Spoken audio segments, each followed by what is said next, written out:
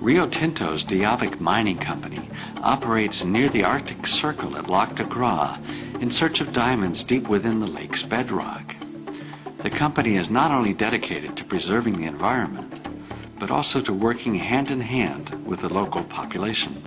All our lakes have a lot of wildlife, and the elders are saying, Joe, you would make sure that when you deal with mine, our wildlife are protected, our land's protected, our water's protected. Our people would like to be employed, and our people would like to be trained. And that's what one of those requests that we asked for in our impact agreements. Rio Tinto hired local people to perform jobs that are long-term and will contribute to a sustainable economy of the area. So we think we're putting a lot of things in place that'll help that capacity build and to be a legacy once we're finished mining here.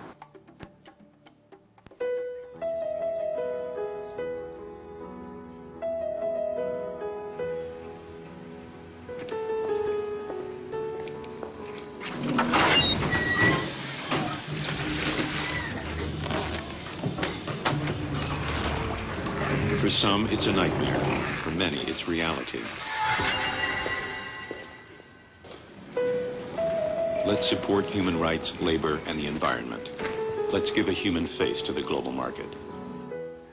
If you look overall, we're asking a business that wants to join the Global Compact to do two things. First of all, to take these 10 principles and make them part of their strategic planning, to integrate them. It's not simply an add-on after business is all done, but to integrate them right into the rudimentary strategic planning. And to embody them, embed them, if you will.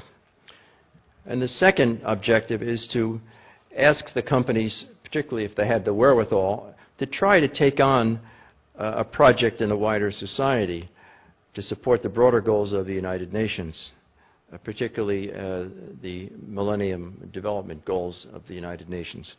And some companies have done wonderful projects in this area, which I can discuss later, if you wish. So this is 2008, rather, so it's a little out of date. It's more than 6,000 active business participants, and we get about 1,000 a year. As Mark Moody Stewart mentioned this morning, we delist companies that don't report, and we've delisted almost 1,000. And that's because we felt we had to be, if a company doesn't report, it's probably because they're not doing anything. And they're not meeting, they're not trying to meet the standards. I should be clear, to be a member of the Compact doesn't mean you have realized all of your goals. For example, if you're in China, you probably have a problem with some human rights issues still. But if you can show how you're trying to use some of your leverage to advance human rights, in other words, you're trying to move towards the ideal, that's sufficient. That's all that's required to be a member of the Compact. 49% are small and medium-sized enterprises. 150 of the Financial Times Global 500 companies are in it. It's actually, the number is larger now. And as Mark Moody Stewart said, there are active local networks. It says 60 there. There are now 90, so in 2 years we've got 30 more. And the one in Sudan is the one that's advancing this issue on genocide and the oil companies. And there are new ones being added every year.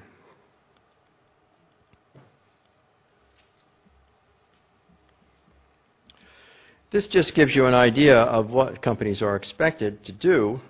Obviously, if the CEO isn't interested in the board, they shouldn't join, because it takes top leadership to get these principles into strategic plans.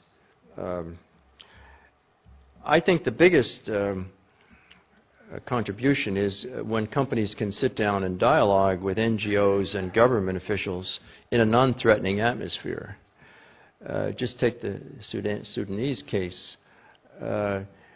The kind of dialogue that we were able to have over Darfur and apparent genocide in Sudan was obviously something that could make headlines every day, but companies weren't going to sit down, nor were government officials going to sit down if they knew every word they said was going to be quoted. So we can have a dialogue in a way that's not confrontational and where serious issues can be discussed. And I think, at least from my point of view, that's one of the great contributions of the Global Compact local networks.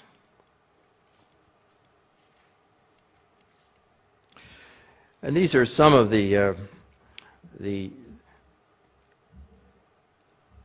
I think, the ways the Global Compact can help companies. And I'm not going to discuss each one here. Feel free to ask any questions about those.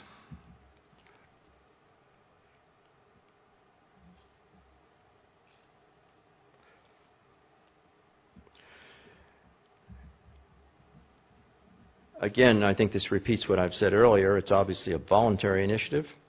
It's trying to use a universal value framework. And again, it's not a regulatory body. And it's not a substitute for regulation at the national or international level, nor is it a PR exercise.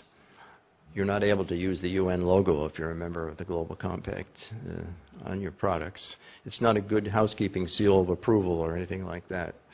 And we don't want to move in that direction. It's primarily, I think, piggybacking a little on Gil Marcus's point, it's primarily a way to help get a set of norms accepted throughout the world. It's an educational vehicle, and to some extent it's been quite successful. These are some of the things that some of the companies are involved in. There's a Caring for Climate project, the CEO Water Mandate. As Mark Moody Stewart said, we have the Principles for Responsible Investment. We also have the Principles for Responsible Management Education, called, the acronym is PRIME. And I might just say a word about that because I don't think that's been mentioned yet. One of the points that CEOs of Global Compact companies have said is, hey, we're getting a lot of best and brightest MBA students who don't know a thing about these social environmental issues. Why aren't business schools educating young men and women to come into these advanced companies that are on the leading edge of these issues? And so with a group of business school deans and college and university presidents, 3 years ago we started what's called the Principles for Responsible Management Education. And we have over 300 major business schools throughout the world who have signed, including, I think, the first one in Africa was Stellenbosch Graduate School of Business. And certainly University of Cape Town Graduate School of Business is now a member, and the other major schools in South Africa as well, as I recall. But if a school signs up, it's basically saying, we are going to educate our young men and women in the MBA program about the triple bottom line, about the importance of sustainability and social, environmental, and ethical issues. And so that's a major program. That's we have a meeting the third week in June at the United Nations headquarters in New York City for 2 days on the Principles for Responsible Management Education, and there will be deans from all over the world. And then the second 2 days are on the Global Compact, and there will be the top 1,000 companies. CEOs only can be invited. We'll discuss where we are in the Global Compact and what moves we should make forward.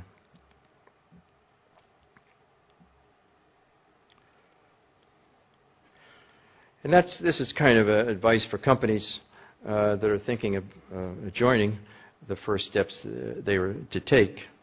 And again, this is an attempt to try to put in graphic form some of the things that we're doing. Once companies joins the Global Compact, there's a whole lot of opportunities to share best practices, and there's a whole lot of literature that's available to companies, and that gives you an idea of some of that.